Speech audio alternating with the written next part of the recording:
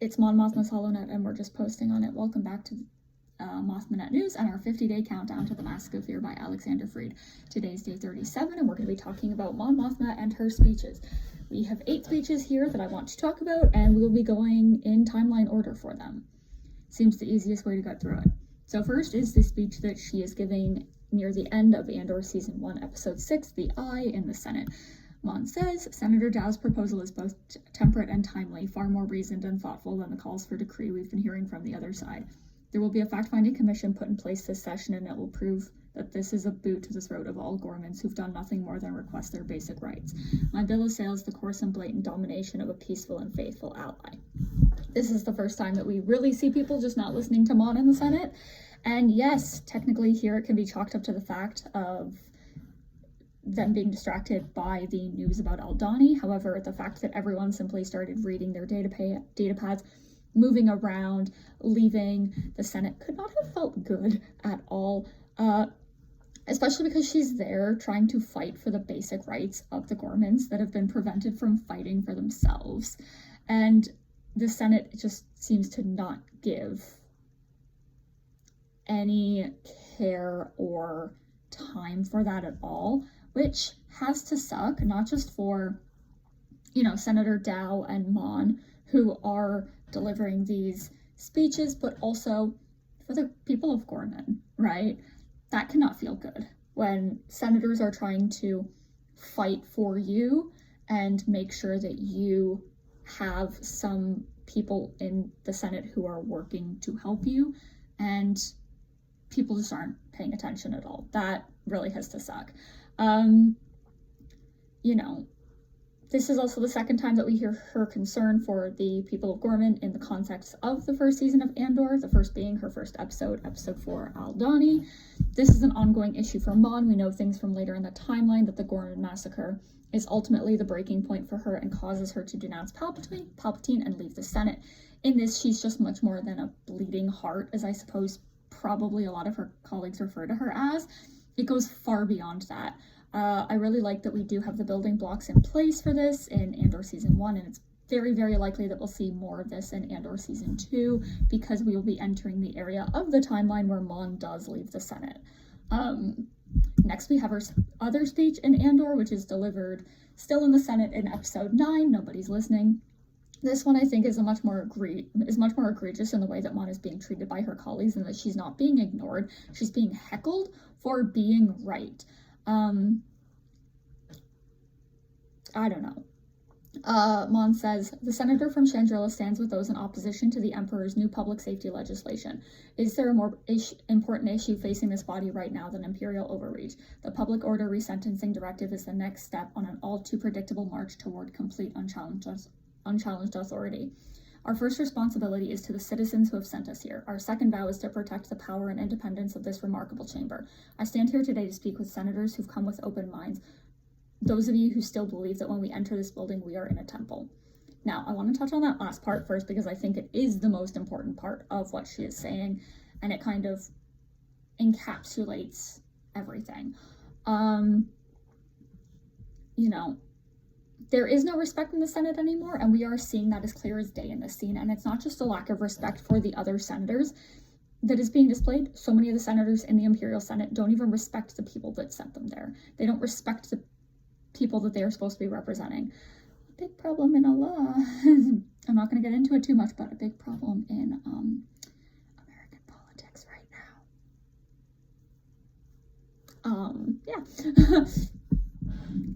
The PORD legislation is a violation of the rights of all of the citizens in the galaxy, the right to a fair trial, due process, and even rights within their prison sentences, the lengths, the way that they're treated. Even without the PORD, we know that the Empire has no qualms about killing and torturing the citizens that were their prisoners, but they were certainly emboldened to kill and torture more with the PORD legislation in effect. We know from when the legislation was announced that any offense with even the tiniest or indirect impact on the Empire basically became a class 1 offense, or what I would consider to probably be like a felony.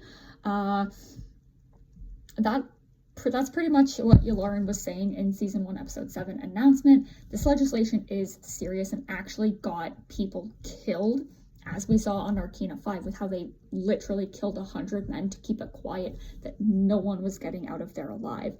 And the prisoners literally were willing to risk drowning in order to avoid dying in the hands of the Empire. We know that this happened to Kino Loy, right?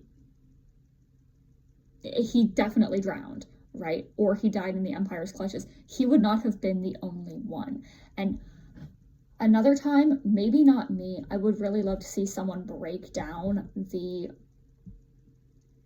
intricacies of, gonna be honest, the slave trade and the treatment of the prisoners in Andor.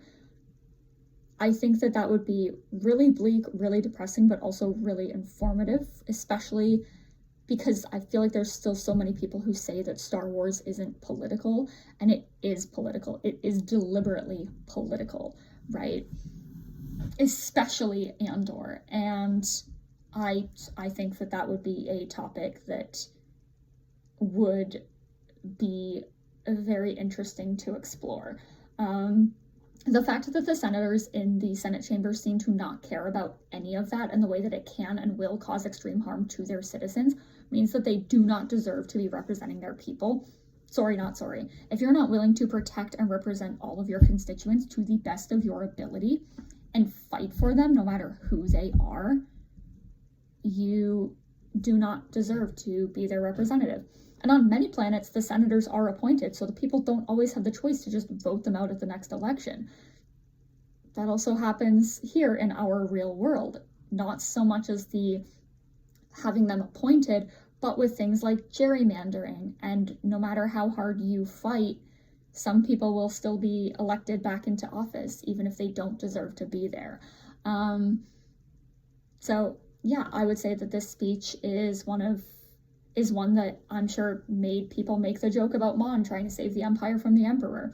But she is right. She's asking for something to be done about Imperial overreach and Palpatine's ongoing power grabs that will ultimately lead to absolutely no checks and balances on his authority at all. And if you go against that authority, he will blow up your fucking planet. There are 2 speeches in Rebels Season 3, Episode 18, Secret Cargo. That's the first Rebels episode that we see Mon in, and I'm going to be talking about both of them. The first one is sort of tied a little bit to the speech that we saw her give in Andor Season 1, Episode 6, The Eye, and Mon says, "I named the Emperor himself for ordering the brutal attacks on the people of Gorman. Their peaceful world is one of countless systems helpless against his oppressive rule. This massacre is proof that our self-appointed emperor is little more than a lying executioner imposing his tyranny under the pretense of security. We cannot allow this to stand." Following this, Zeb and Ezra show their support vocally and are talking about, oh wow, she really said that.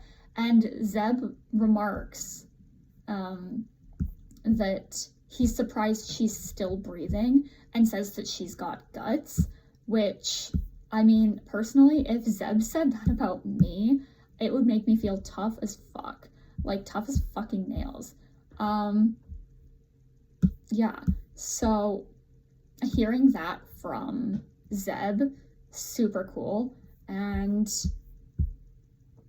with that, once again, you can see Mon speaking to the plight of the people of Gorman, and you can see, once again, how much this really means to her. Every single thing that she's saying is right, and I applaud her for her attempt at holding Palpatine accountable for the things that he does, especially when they are this devastating, right? All of those massacres, he may not have personally carried them out, but they were done under his name. He is responsible.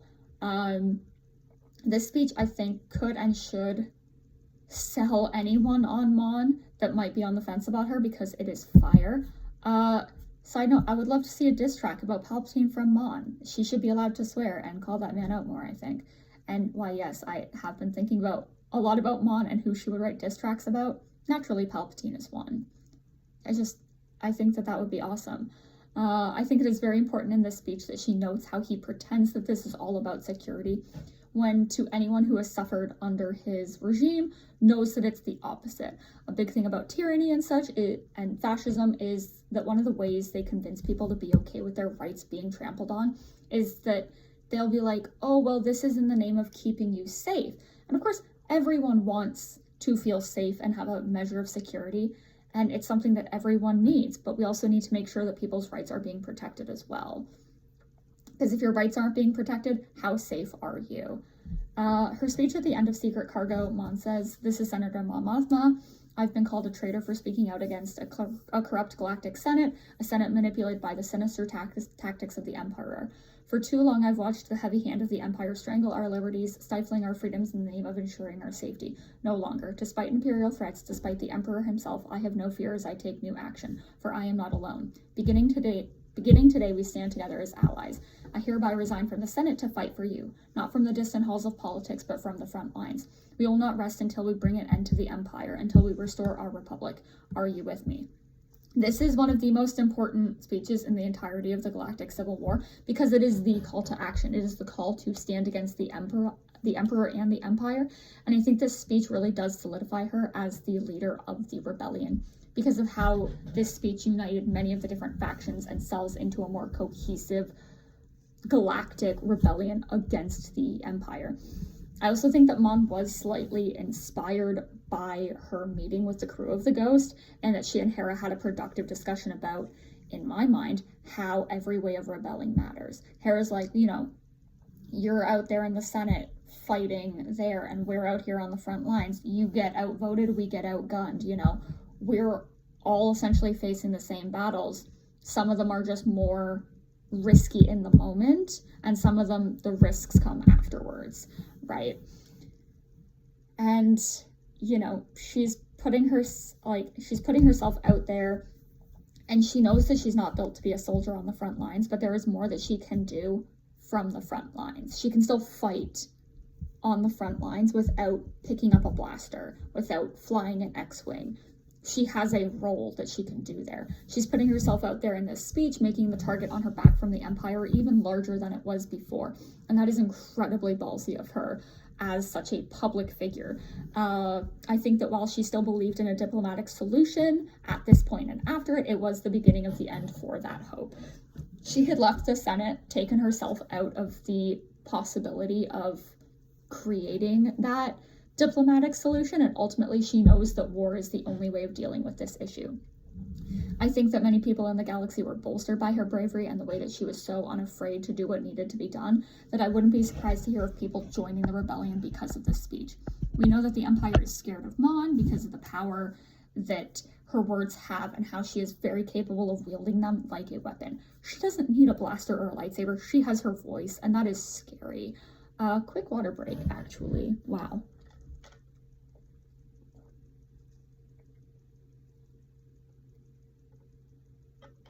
Your girl needs electrolytes. Whew, moving on. In Return of the Jedi, the first time that we as the audience ever got to see Mon Mothma, she delivers her first speech in the chronological order of how all of these were released.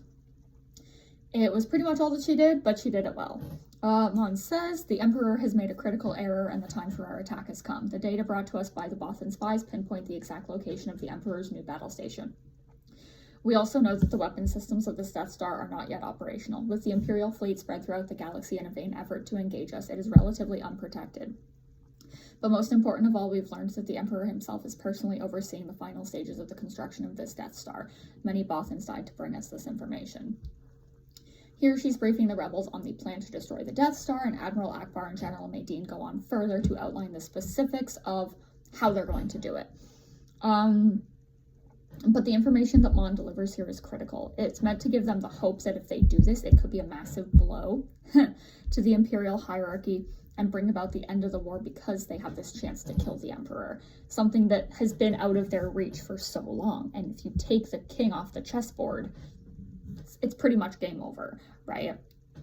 With that, she also notes the cost that was paid for this information. She's trying to make sure that the rebels are aware of who has already died and to ensure that they fight so that those deaths are not in vain. Because if they don't use this information, the deaths of all of those Bothans will have been in vain.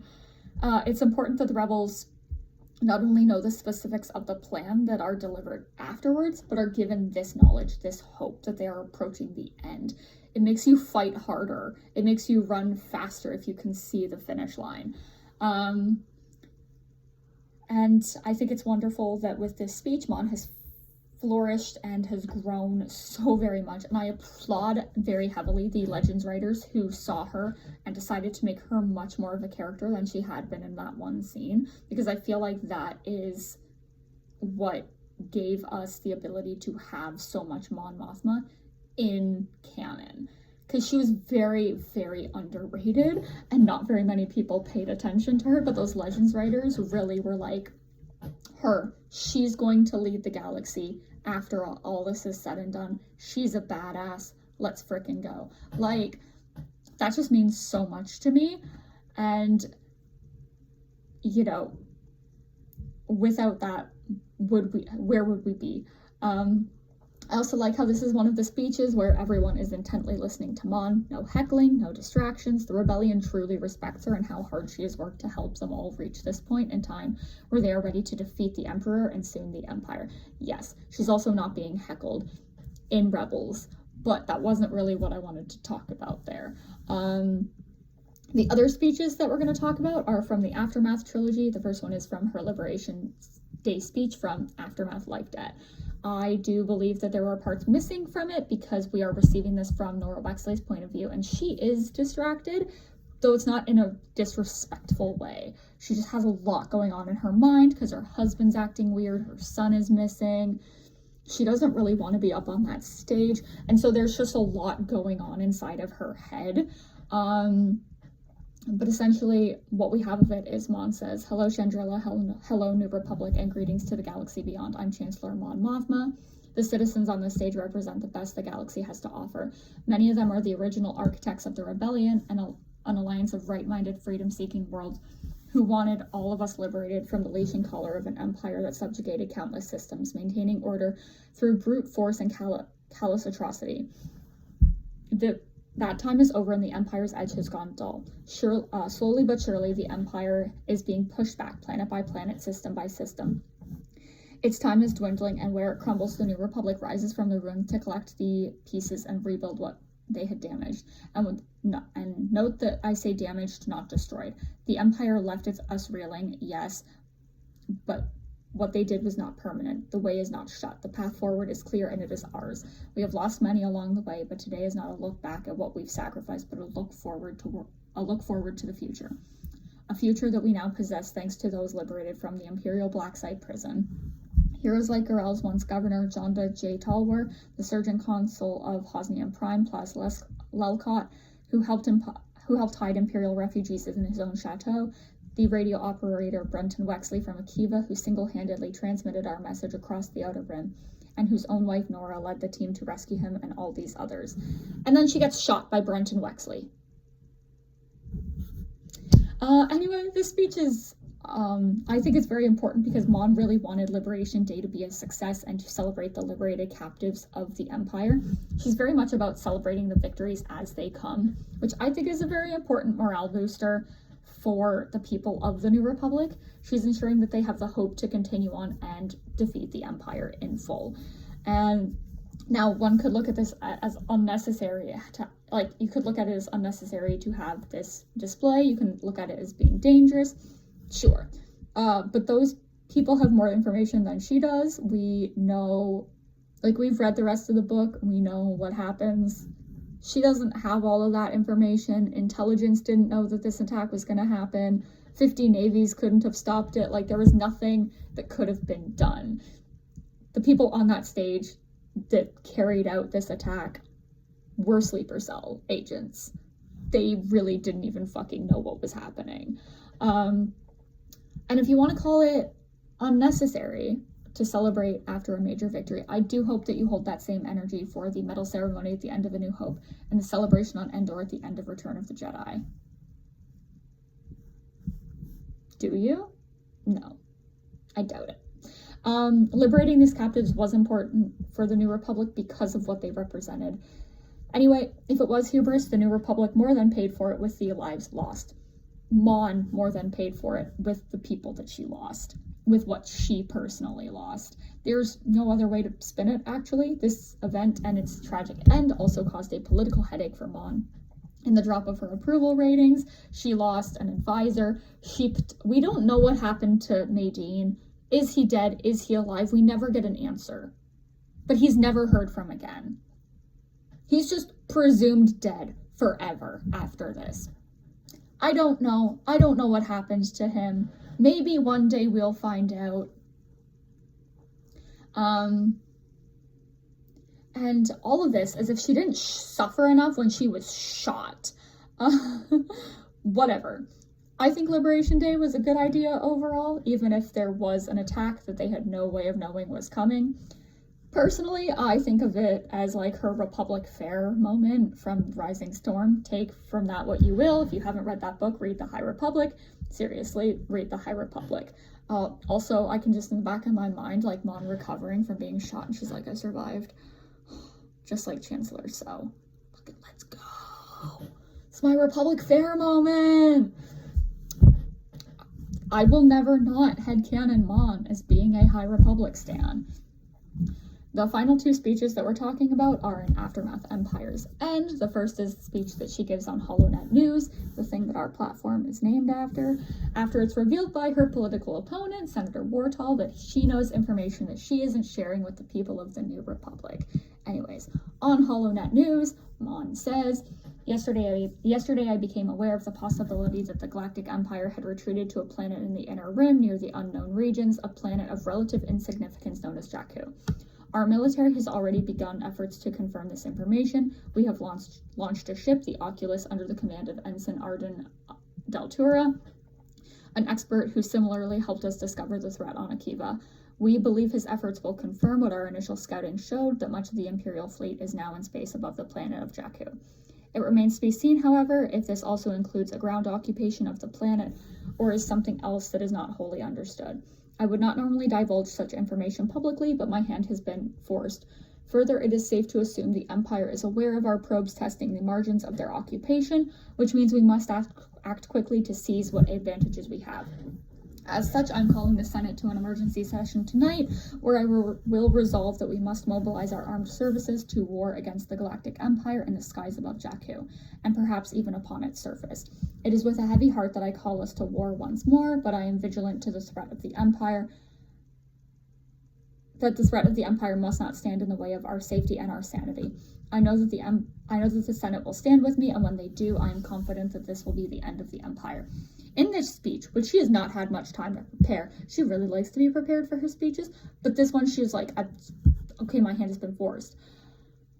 She didn't have as much time to think about it as because of the fact that she was backed into the corner and pretty much forced to reveal things that maybe the general public doesn't need to know. But overall, I think she did well to present the information of like, hey, I'm not just sitting on this information and doing nothing. I don't necessarily want to keep you in the dark, but you know, what point is telling you guys, hey, the Empire is at Jakku? Because then they'd be like, what are you doing about it? And then, you know, that's how you cause chaos, right? Not a good idea. Not a good idea. The Empire can have access to the HoloNet too, and I think it was stupid and irresponsible of Wartall to blurt this information out to win political points when it could have done a lot more damage to the New Republic and their war effort. Overall, I think that despite Mon getting down on herself partway through the speech for some of her word choices, I do think that she did okay. Of course, I do think it was handled expertly by her to call out the behavior of Wartall without naming him specifically and giving him more political points and more power against her. She's very calm and level-headed for someone who has essentially been backed into a corner and has no choice but to do what she is doing and giving this speech. Yeah, this is yet another reason why I hate Wartall. I really do. He's a misogynistic fascist, and he would have put the galaxy in so much danger if he hadn't knocked himself out of the Chancellor race. If he had become Chancellor, the galaxy would have been cooked. And it wouldn't have been Mon's fault. So, voila. Once again, I'd like to point out, think of all the times that the galaxy has been fucking wrecked in Star Wars. Who is doing the wrecking? A man. Who is expected to fix it? A woman.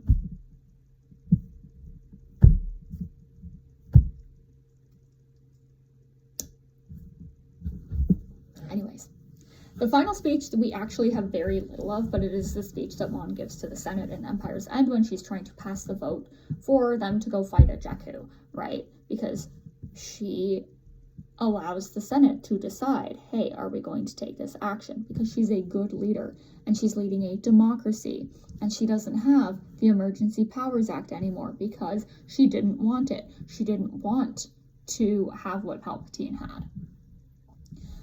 The first time the vote fails and the second time it passes after Sinjir and the others are able to convince the senators that originally voted no to vote yes. The gist of the speech is that she told the hundreds of senators present in the last Chandrilan session that this will be the defining battle of the war. It is likely to be the defining battle of the war. It is likely to be the final battle of the war. She presented to them all the facts as she had them, data from the probe droids and the Oculus that demonstrate plainly that the bulk of Imperial forces are present and accounted for. The numbers, she remembers them, are on their side. They are no ragtag junkyard fleet going up against a monolithic battle station, not this time. Their own military forces have more than tripled since the destruction of the second Death Star at the Sanctuary Moon.